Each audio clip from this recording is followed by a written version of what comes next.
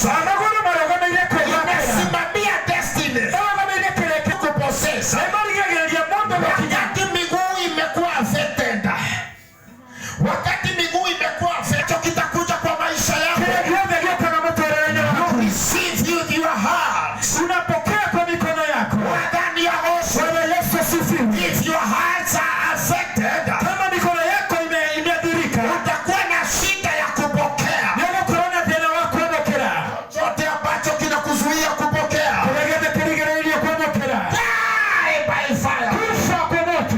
Jina la Yesu. Ndio wale Yesu. Wakati aliitwa, Biblia inasema kama raga alitokelezea hivi. Au milio. Ndani ya macho. Na kama hivyo. Macho inasimamia maono.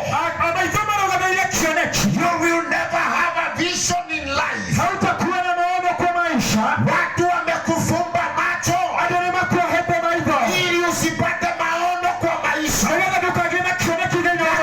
Hivyo unajikuta hauna maono. If you have a vision, hautaweza kuitimiliza. And if you have a vision, hautaweza kuifikia.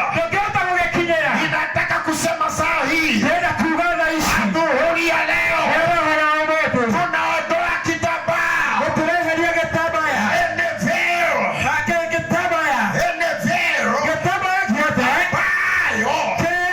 inazuia maono.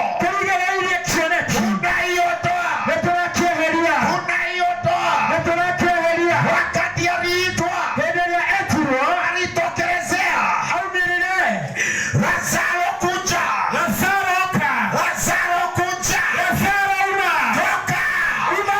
Praise the Lord. Alipofika pale nje, watu ambao walikuwa wamemfunga wakaitwa.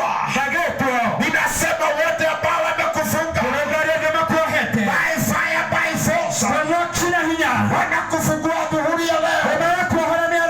Jina la Yesu. Minyororo yao unaikosesha nguvu, haitaweza kukuzuia tena. Ondoeni vitambaa. Yesu akawaamurisha, mfungueni.